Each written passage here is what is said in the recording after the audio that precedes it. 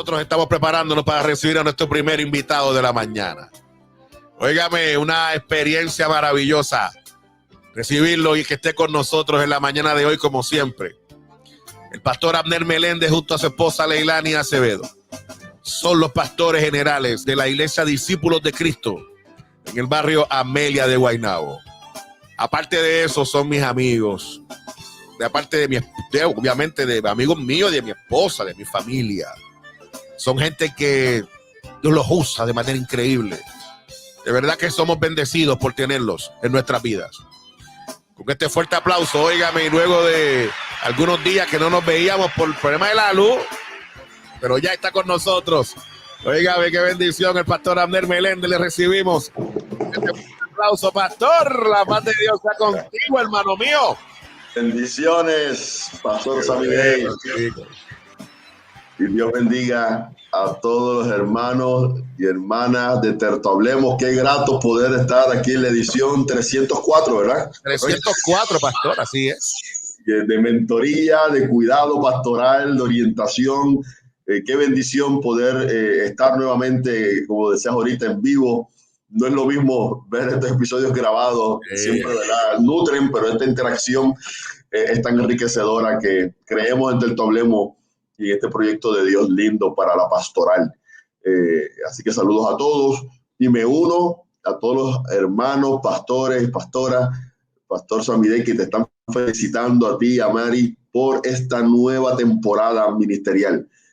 Siempre estuviste en el ministerio y siempre estuviste en la pastoral, acompañando a pastores y pastoras en sus procesos, pero Dios ahora abrió un escenario nuevamente de una localidad para ejercer el ministerio y sabemos que Dios está en el asunto y los va a bendecir grandemente allí en la gloria. Para la gloria de Dios, el Señor es bueno. Amén. El Señor pues, ha querido que así sea y nosotros hemos respondido que sí. Y le hemos dicho al Señor, claro que sí, vamos a responder a tu llamado y ahí estamos. Qué bueno, qué bueno. Creo, pastor, que todos estamos en un proceso, los pastores, los ministros, los siervos y siervas del Señor, de cómo podemos conectar con alcanzar a otros para Cristo. Y cómo la iglesia se enfoca en la evangelización. Yo creo que esto es un tiempo muy medular para salir de las cuatro paredes y de la experiencia programática tradicional y regresar, rescatar ese ejercicio del ministerio del evangelismo y de conectar con nuestras comunidades, conectar con nuestro entorno y que nuestros hermanos y hermanas en las congregaciones se conviertan en instrumentos de Dios para alcanzar a otros.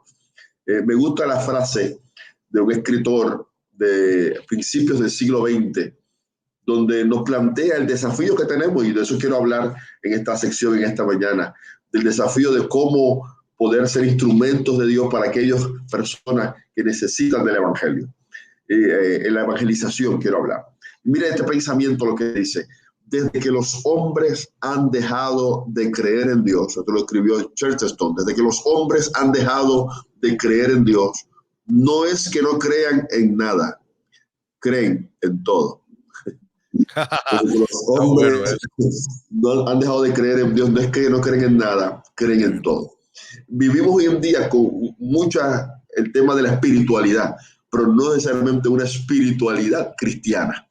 Se habla mucho hoy de espiritualidad, de hasta en círculos de artistas y de diferentes profesionales. La gente habla con cierta mística en su vocabulario, pero no es una espiritualidad cristiana. La gente tiende a rechazar interesantemente el evangelio, pero le creen al último influencer, le creen al último político de turno, le creen al último youtuber, los jóvenes o los adultos también, le creen a la última noticia no corroborada que sale a través de las redes. De repente vivimos un tiempo donde la gente está creyendo en todo, pastor. No necesariamente en el evangelio, porque precisamente el cristianismo hasta se está relegando como algo, una opción que no es necesario considerar, pero vivimos una sociedad que habla de espiritualidad, pero es una espiritualidad tóxica, es una espiritualidad que cree en todo y precisamente no en el evangelio que nosotros predicamos y profesamos. Entonces, ¿cómo ante esta realidad nosotros como iglesia vamos a manejar este entorno post-pandemia y con todo lo que ya hemos descrito tantas veces, que es la situación que nos ha tocado vivir. Pues para mí es importante que si hemos de reforzar nuestro ejercicio de la evangelización y ese llamamiento santo que tenemos que discernir el ambiente que nos ha tocado vivir. Es un mundo de pluralidad de ideas, es un mundo donde hay relativismo y tenemos que aprender a vivir con la realidad de que el cristianismo está siendo considerado a menos o no visto con los mismos ojos de hace 20, 30 años atrás.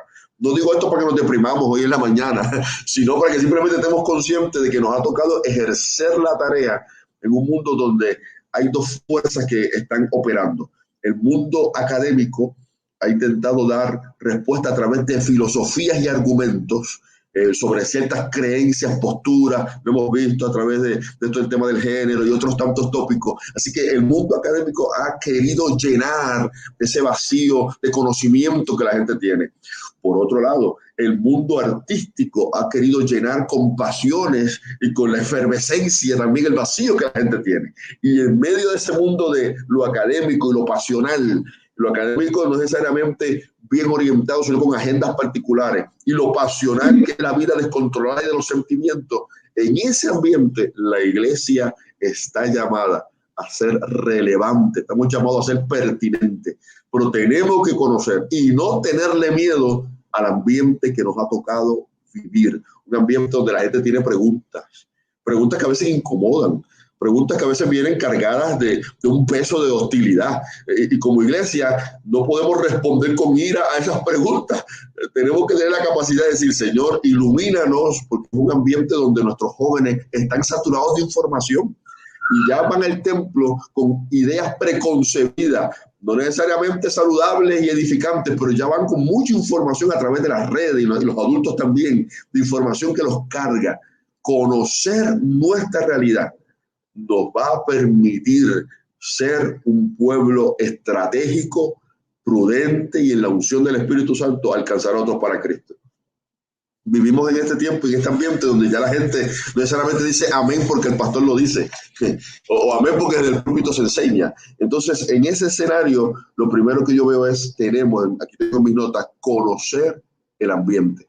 Lo segundo que creo que es importante para en este tiempo por pandemia, y pastor allá en el Rey de la Gloria, y los pastores que nos están viendo desde Panamá y se unan conmigo allá en Amelia y en otros lugares que nos ven del Caribe y el mundo, vamos a unirnos en un esfuerzo evangelístico, vamos a reforzar la experiencia de la evangelización. ¿Cómo lo vamos a hacer?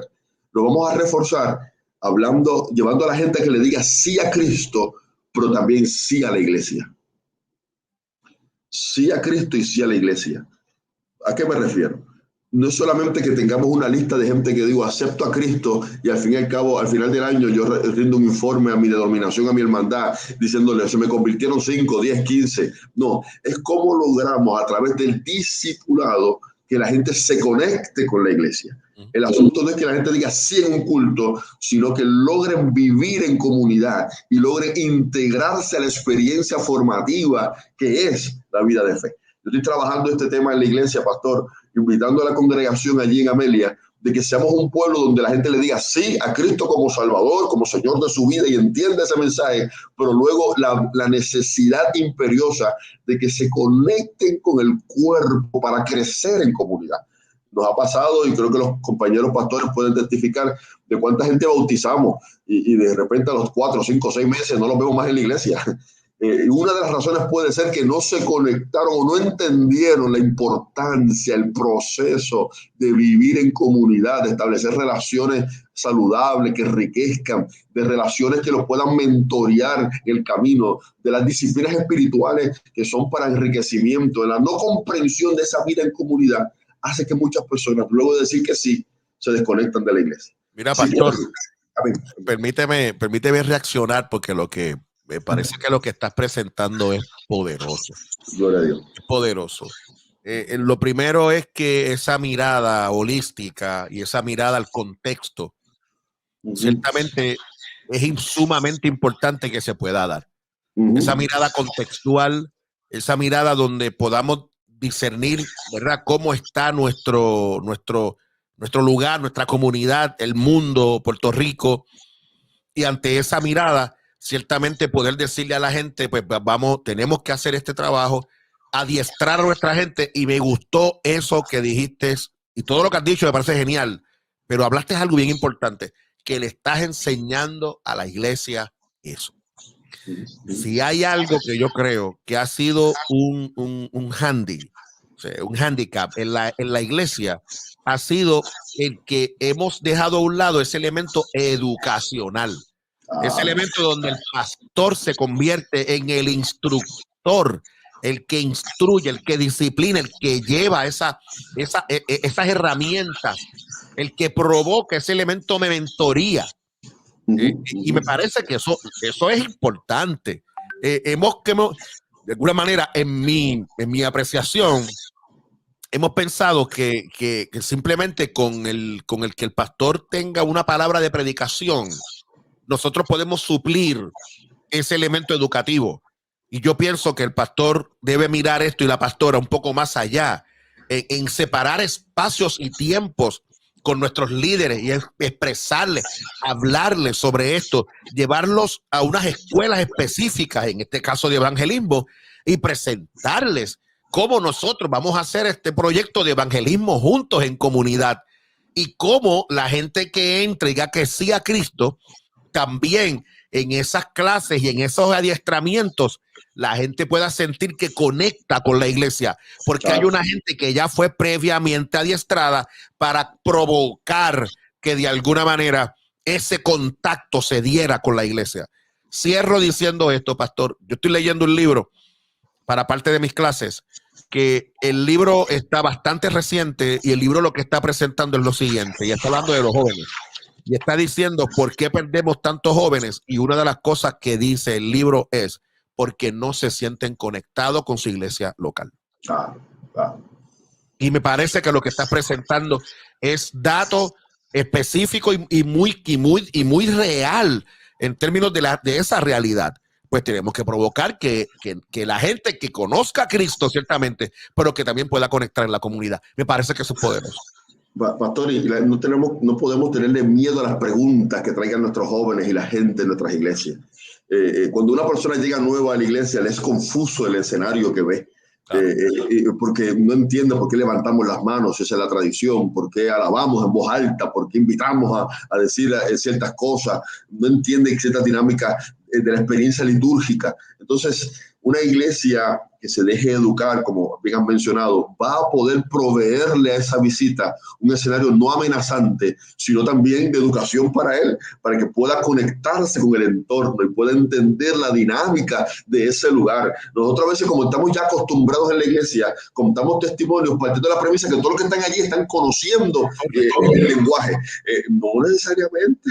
Hay gente sentada allí que si los invitamos y queremos que nuestra iglesia sea una iglesia atractiva para visitantes, tenemos que estar conscientes del desafío de nuestro lenguaje y de la forma y manera en que contamos nuestros propios testimonios. Pero por ahí voy, es el ambiente, es la experiencia de fortalecer, la experiencia de la evangelización, conectando con un discipulado y con la experiencia formativa como una herramienta valiosa. Y lo tercero es vencer los obstáculos para la evangelización. O los obstáculos para que una iglesia retenga precisamente esos visitantes que queremos alcanzar. ¿Y cuáles son esos obstáculos que aparecen sobre la mesa a la hora de una iglesia poder retener visitas? Tengo aquí varios anotados que los he estado trabajando. Lo primero de ellos, lo acabo de mencionar, es cuando una iglesia llega a una visita y se encuentra con un discurso de nostalgia del pasado y poca expectativa por el futuro. A veces sin querer en la iglesia, en nuestro lenguaje, queremos que las visitas lleguen y una vez llegan empezamos a hablar de gente que ya no está, de programas que ya no existen, de campañas que fueron gloriosas hace 5 años. Entonces la visita dice, bueno, si esto estuvo tan bueno en el pasado, ¿por qué cerremos la puerta? ¿Qué pasó? Porque si aquí todo el mundo está hablando de que hace 3 años había un avivamiento, hace 4 años habían niños en cantidad, hace 5 años había una sociedad de jóvenes. Entonces la nostalgia del pasado se convierte en un discurso entre líneas de la iglesia que no le da a la visita con un sentido de esperanza. Yo creo que tenemos como iglesia, que conocemos el ambiente, que unimos la proclamación con la formación, tenemos que vencer el obstáculo de la nostalgia del pasado y agradecer la historia que tenga la congregación, pero mirar con expectativa al mañana. Así es. Y decir, todavía nos quedan capítulos por escribir. Y esa visita, decirle, y tú eres parte de esos capítulos a los cuales que queremos aspirar llegar. Otro obstáculo es cuando la gente llega y la iglesia, una vez pasa de 50 miembros, una vez pasa de 75 miembros, es una iglesia que tiende a ser grupos. Eso es conducta humana. Tienden a ser el grupo de adoración o el grupo de los adultos o el grupo de este sector, el grupo. ¿Cómo lograr, cómo aspirar a que no haya grupitos en la iglesia y la gente visita se siente excluida?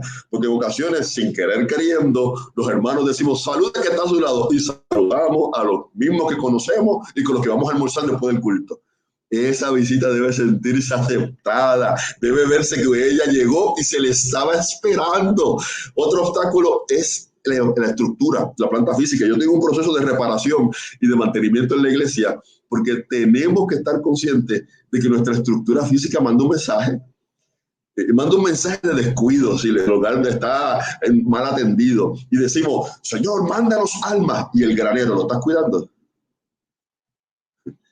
Mándanos cosecha, y el granero donde te van a mandar la cosecha, ¿está bien cuidado?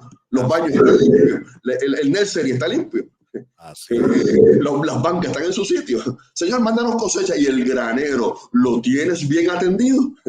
Son detalles que a veces nosotros no nos damos cuenta y se convierten en obstáculos de cómo retener visitas. Mire, otro detalle muy rapidito es cuando, mis queridos hermanos, pensamos que las visitas van simplemente a regresar por un evento. Hermano, esos tiempos ya pasaron. Ayer, pastor, usted y yo estuvimos en un programa con un evangelista, ¿verdad?, hablando de esta dinámica. Yo soy lo que creo que los eventos multitudinarios ya no necesariamente tienen el mismo alcance que en generaciones anteriores. Totalmente. Y la gente no va a ir a nuestros templos y va a seguir viniendo porque tengamos muchos eventos especiales. Bueno, pueden ir, pero no necesariamente los vamos a retener. Entonces ahí entra la experiencia de que tenemos que trascender del evento a la conexión ya sea en grupos de estudio, conexión, y no me estoy contradiciendo con lo que dijo ahorita de grupos en la iglesia. Lo que dije anteriormente era cuando la iglesia está fragmentada en sectores que no permiten que otros se integren. Acá es cuando hay una intencionalidad educativa de cómo a esa visita la recibimos y la conectamos con la vida de la fe y la vamos formando en el paso a paso. Y también otro obstáculo es cuando, mis queridos hermanos, hay malas actitudes. La primera impresión que da una iglesia para retener la cosecha y para alcanzar a gente que parece no necesitar a Cristo no está en el púlpito. La primera impresión de una iglesia no es la adoración. La primera impresión de una iglesia es desde el estacionamiento. Cómo recibimos a la gente en la puerta. Dicen los que saben que desde que alguien llega al estacionamiento ya sabe si regresa o no a esa iglesia. Por la manera que se les recibe. Así que, por favor, si van a hacer un culto de intercesión, oren por la gente del estacionamiento, porque son los que deben estar ahí atentos a cómo se recibe. La primera impresión de la iglesia es esa. Y muchas veces, no sé si te pasa, pastor, o experiencias pasadas, obviamente, y has visto con tanto que has caminado, que muchas veces la gente del estacionamiento no nos maltratan tanto, los mismos de la iglesia, y son la gente que debemos atender con mucho cariño. Así que, ¿cómo logramos? ¿Cómo logramos conectar para alcanzar a otros? Conoce el ambiente para retener visitas, fortalece del sí al proceso formativo, vence los obstáculos y, en tercer y último lugar, ¿cómo retenemos la experiencia de que sigan viniendo las visitas? Sigan viniendo las visitas. Bueno, mira, pastor, sí, pastor, adelante. Un detalle interesante. Ayer, obviamente, fue nuestro comienzo allá en la iglesia. Y un abrazo a los que nos puedan estar viendo del Rey de la Gloria. Y ayer la iglesia estaba preciosa y llegaron visitas también. Qué bueno. En una de esas visitas llegó una familita, lo más bonita, con un niño que a todas luces pues pareciera que era un niño que tenía alguna situación con algún síntoma como autismo. Y el niño estaba corriendo para allá y para acá y el papá pues luchando con el nene. Y yo estoy en el altar con el obispo y toda la cosa, y el niño se subió al altar Él subía, bajaba, el papá, obviamente los niños autistas pues tienen ¿verdad? Unos rasgos, y entonces el nene corría para aquí, para allá. Y en un momento dado el papá se subió al altar a cogerlo y todo, y el nene se sentó en la silla del altar. Y yo le digo al nene, tranquilo, papi, estás bien, y qué sé yo, y el nene pues un poco pues, hiperactivo y la cosa. Y el papá desesperado, yo le digo, mira, quédate aquí con el nene, quédate aquí tranquilo, no te preocupes. Qué bien. Le dije, siéntate ahí, quédate con el nene ahí, no te preocupes, él es un niño, tranquilo, hermano mío, usted quédese sentado ahí. Y el hombre se sentó en el altar, una visita. Qué bien. Y el nene a veces se levantaba, corría para aquí, corría para allá, y yo le decía, tranquilo, déjalo. Qué bien. ¿Y por qué estoy diciendo esto? Porque ese muchacho, si yo no llego a decirle eso, yo no llego a compartir con él y a decirle tranquilo, posiblemente esté diciendo ahora mismo, yo no vuelvo más a decirle eso porque la gente me estaba mirando mal, me miraron mal al nene, me bajaron del altar con coraje, con 20 cosas. Pero esa acción posiblemente provocó que ese muchacho venga en algún otro momento adicional, porque en vez de la iglesia sacarlo, la iglesia lo que hizo fue que lo retuvo. Y le dio un espacio y entendió la realidad y su contexto. Entendió, si Jesús mismo dice, déjalos venir a mí, como yo los voy a sacar. Como nosotros los vamos a sacar. Porque los niños, Jesús dice, deja a los niños que vengan. Y la iglesia, posiblemente, alguna persona se sintió, se viene corriendo para arriba y para abajo. Pero si Jesús dice, déjalos venir, ¿por qué nosotros los tenemos que sacar? Sí, sin querer, en ocasiones la iglesia fallamos en cosas simples, ¿verdad? De comprender la importancia de que tenemos que ser una iglesia más humana. Y ahí va el elemento de cómo provocamos que las visitas regresen. Y es una iglesia más humana. El que se sienta al lado mío, aunque ahora hay distanciamiento físico, no es un número más. Es alguien a quien le he abierto el espacio y la oportunidad para que conozca el evangelio de la gracia y de la libertad en Cristo Jesús. Así que una iglesia que retiene a la gente, una iglesia que alcanza a aquellos que parecen no necesitar a Cristo, conoce el ambiente, refuerza la evangelización del sí a la formación, vence los obstáculos que tienen que ver con esta experiencia de filosofía ministerial, de nostalgia del pasado y expectativa de futuro. Pero ¿cómo nos retenemos? Una iglesia más humana, una iglesia que entrena a sus líderes, una iglesia que los líderes están dispuestos a ser entrenados para recibir a la visita y enriquecer la cultura de la iglesia. Y alguien puede estar diciendo, bueno, eso suena bien bueno, pero yo no soy ni pastor, ni soy evangelista. ¿Cómo hago esto? ¿Cómo lo hacemos? ¿Cómo nos convertimos en nuestras iglesias vibrantes, donde hay un flujo de visitas continuo mensualmente? Bueno, hermano, algo que yo estoy trabajando en la iglesia y se lo comenté y créame que da fruto. Aprovechemos las transiciones de la vida de la gente. La iglesia tiene que aprovechar las transiciones de la vida de la gente. ¿A qué me refiero? Una iglesia que va a alcanzar a otros para Cristo post pandemia y una iglesia focalizada va a aprovechar cuando hay mudanzas en su entorno de gente.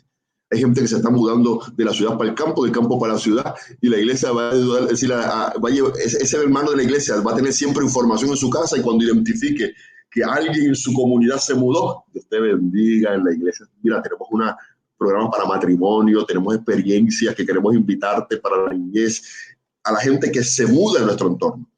Las transiciones, cuando la gente esté recién parida, cuando una madre pare o un abuelo está anunciando que tiene un nieto que acaba de llegar, transiciones que en nuestro entorno, compañeros de trabajo, en comunidad, podemos tener ahí la oportunidad de decirle, mira, vamos a presentar a ese nene en la iglesia. Y hay unas clases que se dan para padres, y llévalo a la iglesia, que esas clases de padres le van a ayudar en la crianza. Así mismo. Conexiones, transiciones, cuando la gente esté en crisis, desempleo, divorcio, hijos en las drogas, y conozcamos, rápido conectémonos con algún servicio de la iglesia o de la oficina pastoral para que esa persona sepa que hay un recurso disponible para atenderlo en su crisis. Cuando la gente viva dolor, una muerte, inmediatamente la información tiene que correr para que la iglesia haga un acto de presencia en la funeraria, aunque no sea miembro de la iglesia, pero si es de la comunidad, es conocido, hacemos el enlace inmediato de que mira, mi iglesia te puede acompañar, ese compañero de trabajo que necesita que oremos en medio de tu dolor. Cuando la iglesia aprovecha las transiciones de la vida, de la gente. Créame, las madres solteras, cuántas madres, mujeres están criando solas, y la iglesia puede tener ahí un enfoque hacia las madres solteras en crianza, o una escuela para padres. Son espacios, y termino, donde le podemos decir a la gente, aunque estás creyendo en todo, no estás creyendo en donde realmente debes poner tu ancla, que es en Cristo. Y una iglesia que retiene visitas, una iglesia que alcanza a otros, es una iglesia práctica en el ejercicio de la fe que profesa. Y parece que esta mañana, una mañana puntual. Gloria a Dios. O sea, una mañana puntual, una mañana poderosa, clave, para que nosotros como iglesia podamos evaluar esos elementos de cómo nosotros podemos ser una iglesia que evangeliza. Pastor, a mí me encanta lo que has compartido esta mañana, porque la gente cuando conecta con la comunidad, olvídate de eso, hay crecimiento, hay discipulado, hay montones de cosas. Me parece que sí. Y en esta mañana nosotros honramos a Dios por la vida del pastor Abner Meléndez. Gracias, pastor, por bendecirnos. Mira, ya está la información del pastor Abner. 787-781-7209. 787-781-7209. Mira, pastor, tengo por aquí algunos mensajes. Déjame por lo menos compartir, aunque sea uno de ellos rapidito, para que de alguna manera nuestra gente pueda disfrutar de estos comentarios. Por ejemplo, un amigo Néstor Orizal nos dice esa experiencia del padre y niño ayer en su iglesia muy similar, de gente que no van a la iglesia porque tienen tatuajes o piensan que los demás lo vamos a rechazar, y es todo lo contrario, que vengan. Eso Totalmente es. de acuerdo, que vengan. Tengo por acá a Evelyn Flores, que nos dice, Dios les bendiga. Evelyn es una de mis ovejas allá en el Rey de la Gloria, conectada con nosotros. Evelyn, un abrazo. Que la paz de Dios sea contigo. Tengo por acá también a Marixa Cardona, que nos dice, mira, a mí me pasó con mi hijo, que tenía problemas y en mi iglesia me apoyó muchísimo. Eso es, gloria a Dios. La iglesia. Eso es una iglesia humana, una iglesia humana. Oye, si la iglesia si nosotros no logramos, bendito. Si nosotros nos ponemos muy técnicos y empezamos a buscar, tú sabes, a buscarle bendito sea Dios, no se puede. Tenemos que ser ciertamente una iglesia práctica, una iglesia humana. Me gusta ese concepto. Me parece que es poderoso. Oye, pastor, gracias por estar con nosotros. Gracias, pastor. Gracias. Gracias por bendecirnos, hermano mío. Que tengas un excelente día. Sabes que te amamos, hermano. Igual, bendiciones. Dale, un abrazo.